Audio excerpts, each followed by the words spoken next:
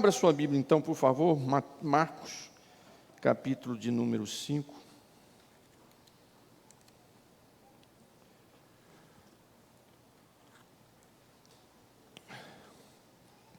Vocês lembram que nesse capítulo 5, olha só, nesse capítulo 5, nós já passamos pela a história da cura do endemoniado de Gadara. Já passamos também sobre, após ele ser curado, Jesus ordenando ele para ir contar aos seus parentes, sobre a cura da mulher enferma. E eu disse a vocês que essa história misturava com a de Jairo, porque Jairo que chegou primeiro, pedindo para Jesus fazer o milagre, e aí Jesus saiu para ir para a casa de Jairo. Essa mulher enferma atravessou na história, e aí acontece essa linda história, esse milagre maravilhoso, né, um milagre. Por que foi um milagre? Porque durante 12 anos ela gastou dinheiro com todos os médicos e ninguém resolveu. E imagina como essa mulher estava desnutrida, feia, acabada, sem sangue no corpo, né? 12 anos. E agora, a história de Jairo volta e a gente termina esse capítulo. Acompanhe comigo a leitura e mantenha, por favor, a sua Bíblia aberta, porque é importante você manter a Bíblia aberta, porque eu não estou pregando mensagem textual. Mensagem textual você lê o versículo e abre em cima de um tema, tudo. Eu estou trabalhando o texto, então é preciso de você estar conferindo. Verso 35. Enquanto Jesus ainda falava, chegaram alguns da casa do chefe da sinagoga, dizendo: a sua filha já morreu. Por que você ainda incomoda o mestre? Irmão, tem gente sem educação, não tem? Tem gente sem sentimento nesse mundo. Nem para comunicar para o homem que a filha dele tinha morrido. Olha como é que a pessoa chega para comunicar com um pai que a filha morreu.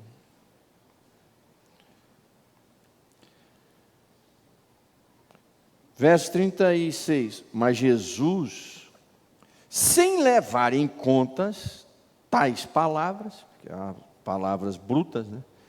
Disse ao chefe da sinagoga: não tenha medo, apenas creia. Jesus não permitiu que ninguém o acompanhasse, a não ser Pedro e os irmãos Tiago e João. Chegando à casa do chefe da sinagoga, verso 38, Jesus viu o alvoroço, os que choravam e os que pranteavam muito. Com certeza era uma criança e uma família muito querida, né? Ao entrar, disse, 39, ao entrar disse: por que vocês estão alvoroçados e chorando? A criança não está morta, mas dorme. E riam-se dele. Mas Jesus, mandando que todos saíssem, levou consigo o pai e a mãe da criança e os que vieram com ele, e entrou onde ele estava. 41. Tomando a criança pela mão, disse: Talita cumi. Veja bem, essa palavra, ela não é grego e nem hebraico. Essa palavra é aramaico, viu? Que era a língua que Jesus falava. Jesus falava no aramaico, tá? Por que o povo falava em aramaico? Porque eles tinham vindo, a maioria do pessoal tinha vindo daquele período da Babilônia e trouxeram aquela língua hebraica de início, muitos tinham perdido. Talita cumi, que quer dizer: menina, eu digo a você, levanta-te. Imediatamente a menina, que tinha 12 anos, se levantou e começou a andar. Então todos ficaram muito admirados. Mas Jesus ordenou-lhes expressamente que ninguém a soubesse, e mandou que dessem de comer à menina. Amém? Uma história que de uma grande tristeza passa a ser uma alegria muito grande. Mais uma das histórias poderosas, fantásticas do nosso Senhor Jesus Cristo. E todas essas histórias que estão registradas na Bíblia têm um objetivo, que é de edificar a igreja, a fé da igreja, e individualmente também, de edificar a minha e a sua fé. As histórias que estão registradas nos evangelhos é para edificar a minha fé e a sua. É para mostrar o poder que Jesus tem para fazer também comigo e com você, para agir na minha e na sua vida. Não é simplesmente para nós ouvirmos uma história quando criança, né, os nossos pais ou as professoras nos contavam aquelas histórias lá de criança, e era bonito e pronto. Aqui não. Essas histórias foram registradas para trazer uma mensagem para mim e para a sua vida, para edificar a minha e a sua fé, e nós crescermos no Senhor Jesus, viu? Então, está aí um homem que tem o início aí de correr aos pés de Jesus. Quem era esse homem? Esse homem era um líder religioso. Ele era um chefe de sinagoga. Lembra aquele grupo de fariseus que sempre perseguia Jesus? Nessa cidade, ele era o chefe da sinagoga onde os fariseus se reuniam. Então, daquele grupo de fariseus, esse aqui era chefe. E sua filha entra num estado caminhando para a morte, e ele corre aos pés de Jesus. Ele corre para Jesus, e a Bíblia diz que ele chega e se encurva. Olha só o que diz, ó. O texto, na verdade, começa lá no verso 21. Vamos comigo lá no 21, mas desce aí para o 22. Então chegou um dos chefes da sinagoga. Chefe da sinagoga era fariseu de fariseu, chamado Jairo. E vendo quem? Jesus, prostrou-se aos seus pés. Verso 23. E lhe pediu com insistência que tivesse misericórdia dele.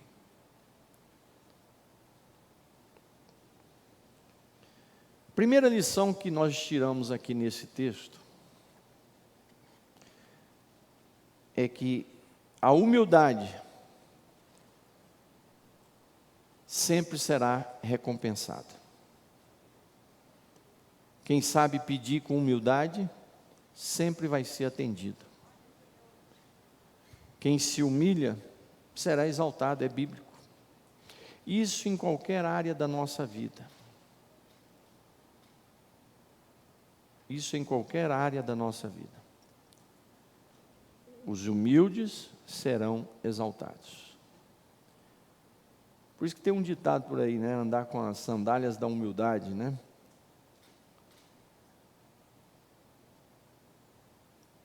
E o contrário é verdadeiro. Os arrogantes nunca serão escutados, e os arrogantes serão humilhados. Quantos fariseus eram tomados de arrogância? Pilatos diz assim, e Pilatos sabia que por inveja o tinham entregado. Pilatos sabia que aquela turma daqueles fariseus entregaram Jesus por inveja. Inveja por quê? Porque quando ele pregava, diz o texto, e todos se admiravam da sua doutrina. Tinha carisma, tinha conteúdo, tinha riqueza, tinha palavra. Não era uma lata vazia, né? Quando ele pregava, o poder de Deus acontecia, demônios saíam, vidas eram libertas, curas, milagres. Os fariseus não tinham nada para oferecer. a não ser tradições religiosas, uma em cima da outra. Então, quantos fariseus perseguiram Jesus?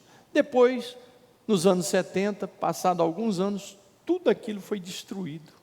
Aquele templo lá que eles se gabavam, foi jogado no chão.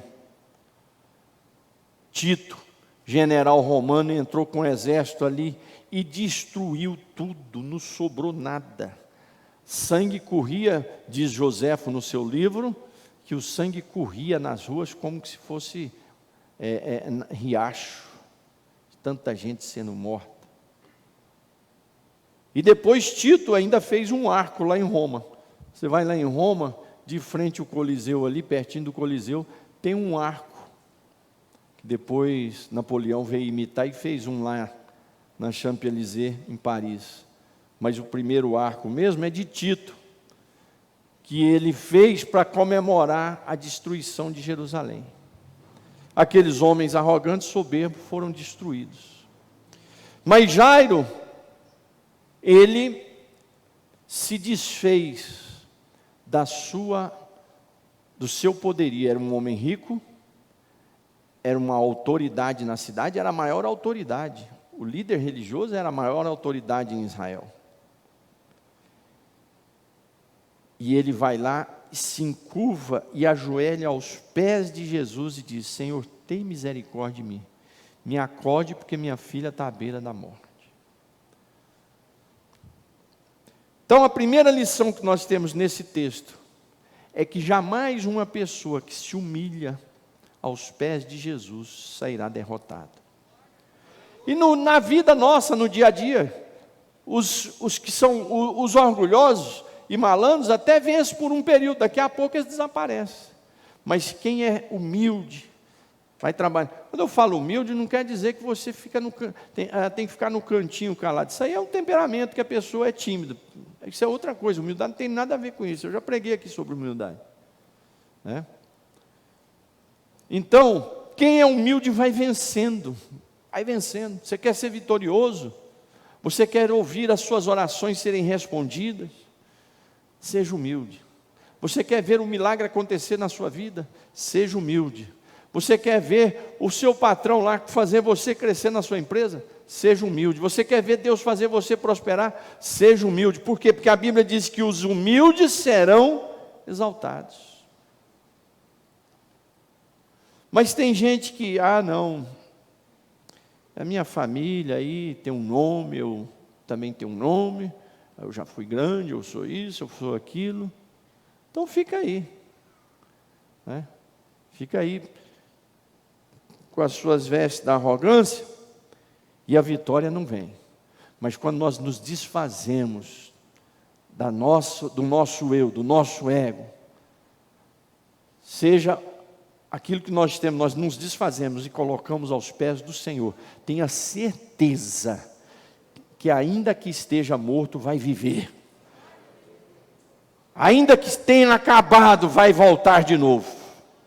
Ainda que tenha desaparecido, vai retornar. Porque a Bíblia diz que os humildes serão exaltados. Jesus não virou para ele e disse: mas você não faz parte daquele turma de fariseu aí que fica me jogando pedra, me condenando?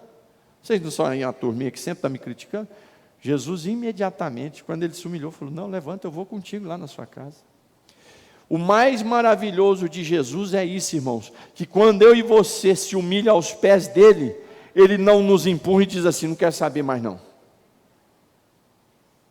Imediatamente ele abraça e diz: eu vou lá na tua casa, eu vou contigo. O nosso Jesus, quando a gente se humilha aos pés dele, ele não nos rejeita.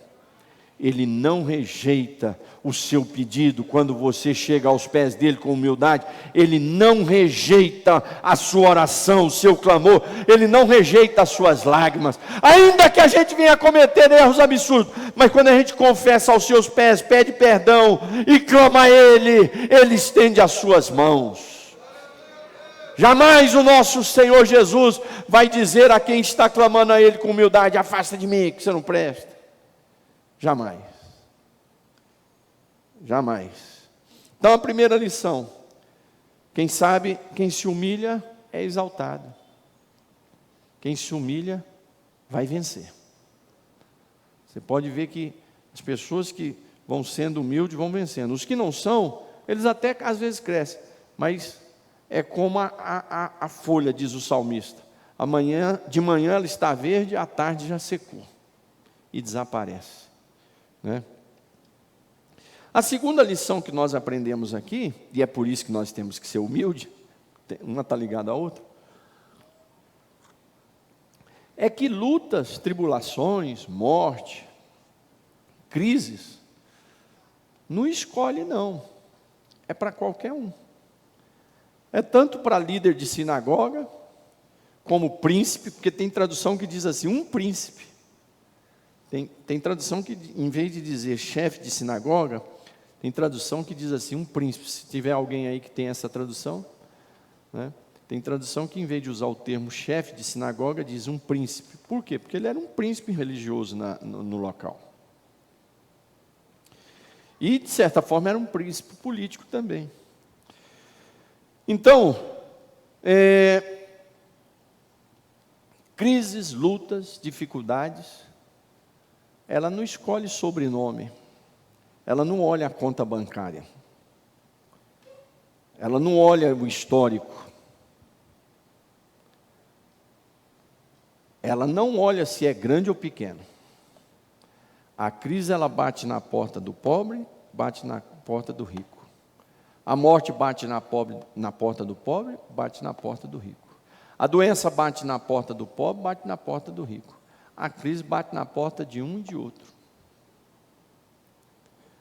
Então,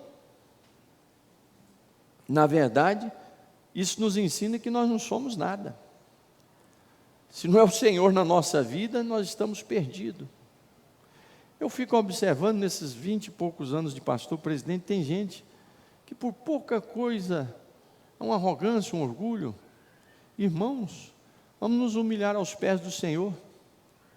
E eu tenho observado nesses também mais de 20 anos de pastorado e de presidência de igreja, que as pessoas que têm sido humildes na casa do Senhor são aqueles que mais têm vencido. Eu tenho observado isso, são aqueles que mais têm comunhão com Deus, são aqueles que mais Deus tem dado vitórias. Então, crise não escolhe sobrenome, não escolhe título, não escolhe se é famoso ou não. Quando ela bate na porta, Eu me lembro, eu era jovem, e nesse dia eu faltei à escola dominical. Eu acho que é porque meu irmão tinha chegado lá em casa, e também é porque na nossa igreja não ia ninguém. Acho que foram uns 3 lá, tinha um irmão lá.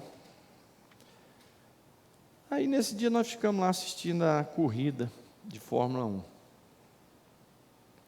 Passou um pouquinho, Ayrton Senna bateu o carro ali, estava em primeiro lugar, de repente bateu o carro, a gente já viu que a coisa foi feia, passou um pouco, a coisa foi piorando, eu entrei no quarto, fui orar, falei, ô Jesus, que misericórdia, mas ele já tinha morrido, né?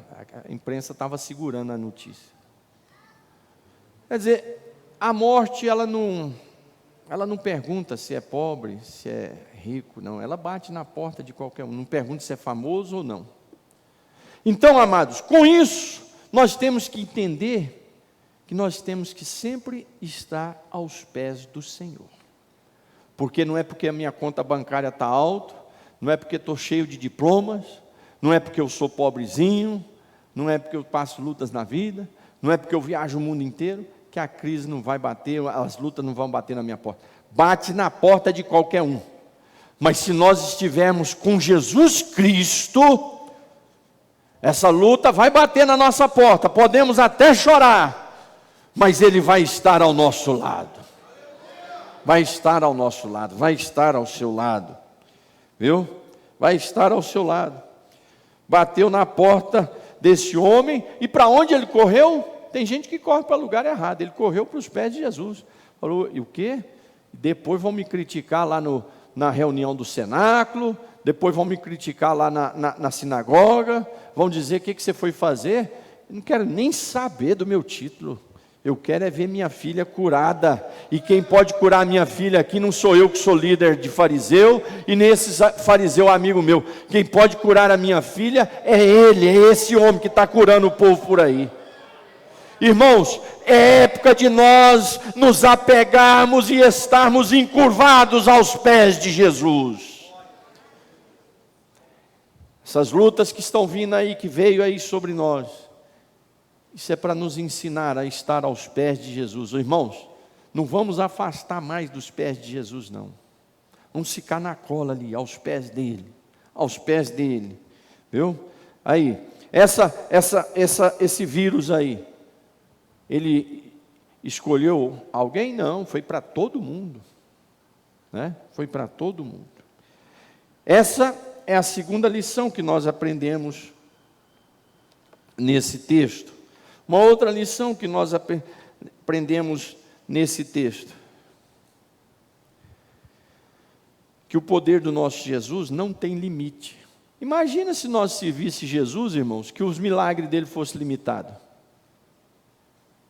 Imagina você servir um Deus que o milagre dele, ele até faz uns milagres, mas daqui a pouco ele não pode fazer mais, acabou. É igual a gente que é usado por Deus. Deus usa a gente em cura, usa em milagre, mas é limitado. Daqui a pouco não é limitado. Deus me usa em milagre, Deus usa para oração, para batismo, mas tudo é limitado. Imagina se eu e você estivéssemos aqui nesse culto, servindo um Deus que fosse limitado os seus milagres. Nós estávamos perdidos. Eu tenho certeza que eu acho que nós nem estávamos aqui. Apesar que o povo gosta de coisa esquisita, né? Lá o salmista não diz lá, um ao outro ajudou e disse, vamos lá derrubar uma árvore e vamos fazer um ídolo para nós e vamos adorar esse ídolo. E quer dizer, ele mesmo vai lá, derruba a árvore, ele faz a cabecinha, faz os braços, faz o olhinho, o nariz, a orelha, e aí ele mesmo vai, se encurva e diz, tu és o nosso Deus. Como é que pode um negócio desse, irmão? E diz que nós que somos malucos. Né? Então, olha, amados, nós não servimos a um Deus limitado. O Deus que você serve, ele é ilimitado o seu poder.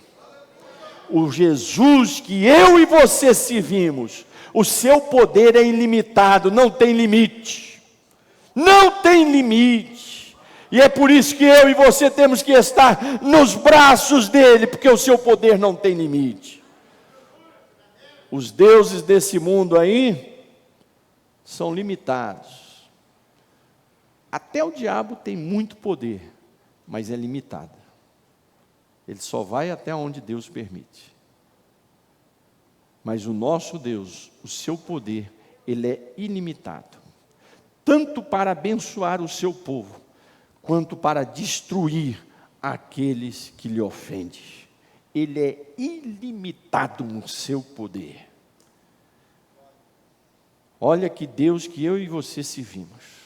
O Deus da Bíblia é o único verdadeiro Deus. É um Deus de poder ilimitado. Ele vence a morte, ele vence a doença, ele vence o tempo, ele vence tudo. E já está preparado as mansões celestiais para mim e para você. Servimos a um Deus ilimitado no seu poder, e ele opera sinais e maravilhas, até hoje vai continuar operando. É o mesmo ontem, hoje e eternamente. Quantos aqui já receberam um milagre poderoso, milagre mesmo? Eu também. Eu também. Por quê? Porque servimos a um Jesus que o seu poder é ilimitado.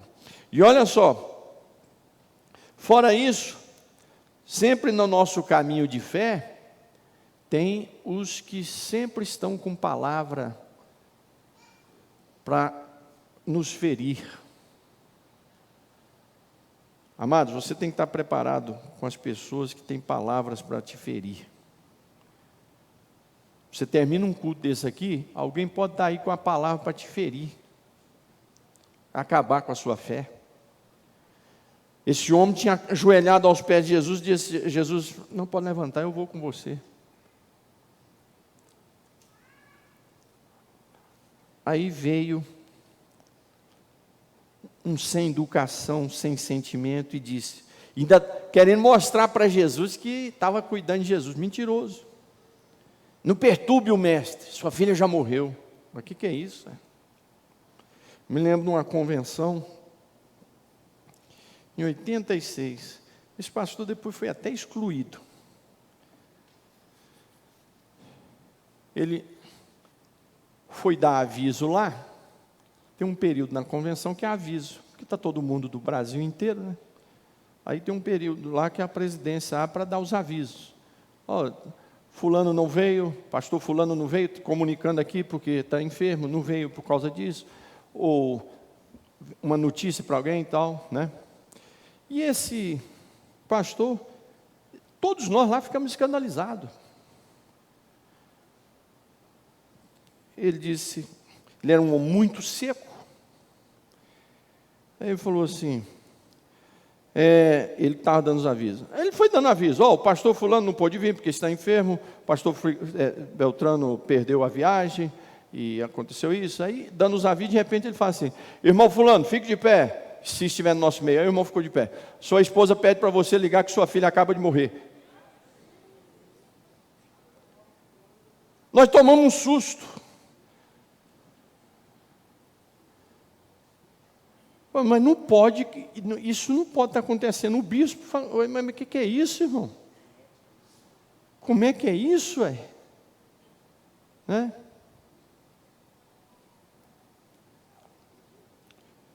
Irmãos, quando você se propõe a humilhar aos pés do Senhor, quando você se propõe a pedir ao Senhor, a se aproximar dEle, tem que se preparar, porque sempre vai vir as palavras venenosas, para poder acabar com a sua fé, para acabar com o seu ânimo. Não perturbe o mestre, sua filha já morreu. Jesus repreendeu aquele homem e disse assim, não tenha medo, apenas creia. É aquela nossa tradução tradicional aí, não tenha medo, crê somente. Meus amados, seja as assombrações que aparecem na sua frente, seja os avisos diabólicos que aparecem na sua frente, seja as crises que aparecem na sua frente, para tirar essa comunhão sua com Jesus, não tenha medo, creia somente. Não tenha medo do que está à sua volta, não tenha medo do que você está vendo, não tenha medo do que você está ouvindo, creia somente, apenas creia. Jesus só te pede isso, apenas creia. Olha, não mexe aí na sua empresa que vai dar tudo errado, não mexe aí no seu comércio, não vai dar tudo errado, não sai para pedir emprego porque não tem emprego. Irmão, não escute nada disso, não tenha medo, creia somente que a sua casa está nas mãos do Senhor, a sua família está nas mãos do Senhor. Ah, mas meu filho desviou, ele está nas mãos do Senhor. Você é servo de Deus, você é serva de Deus, creia somente. Creia somente.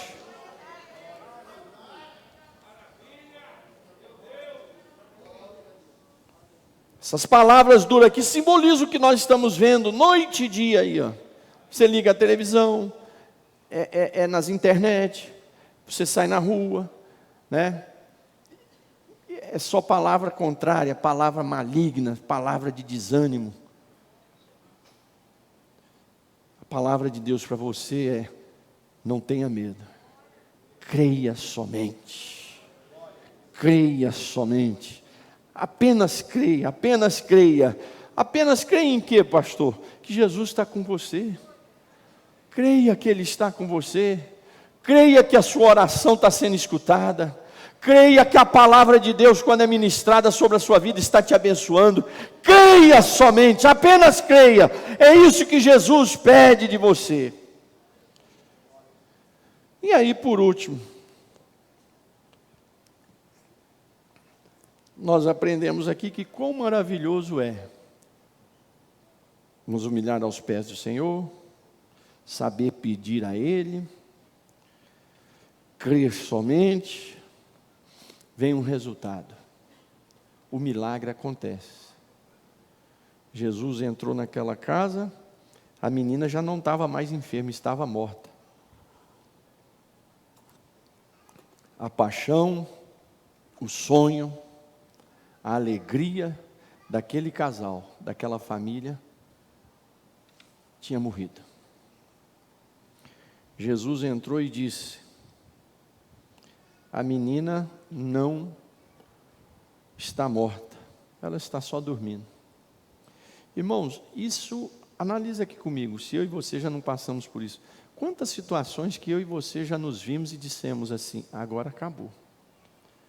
Acabou não, só está dormindo, o Senhor vai ressuscitar. Oh, glória a Deus. Você crê nisso? Você crê nisso? Quantas situações você e eu já passamos, que a gente olha assim, senta e diz: meu Deus, agora acabou. Agora não tem mais, nem milagre aqui, se acontecer, não tem como. Só está dormindo. Creia somente que o nosso Deus é poderoso para fazer ressuscitar. Aquilo que morreu, Ele faz viver. Aquilo que foi, Ele faz voltar. O que não existia, Ele fez existir. Ele disse: haja luz. Houve luz. Haja sol, houve sol. Haja lua, houve. Separe as águas da terra, separaram. Ele faz existir do nada. Eu me lembro aqui de um rei em Israel, não era desses dos melhores não, daqueles meia boca. Se via aqui ou ali, mas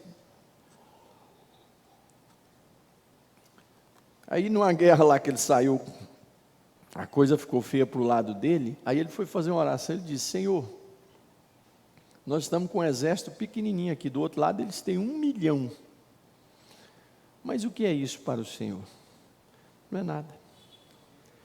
Então, meu irmão, tome essa oração na sua boca. Esse problema seu para o Senhor não é nada. Essa causa sua para o Senhor não é nada. Essa criança morta, filha de Jairo, para o Senhor, ela não estava morta, estava dormindo. O sonho de Jairo não estava morto. O sonho desse casal não estava morto, estava só dormindo, era só um momento. Jesus estava ali para dar vida. Meus irmãos, quantas vezes eu e você já dissemos: agora acabou. De repente, Deus move e age e entra, e tudo se clareia, e as coisas dão uma reviravolta, e vem o milagre, vem a bênção. É isso que o Senhor veio dizer para você nessa noite. Não tenha medo, creia somente, porque não está morto o seu sonho, não está morto os seus projetos, a sua promessa, como foi cantada aqui hoje, não está morta. O Senhor está aqui, Jesus está contigo. Não tenha medo, creia somente.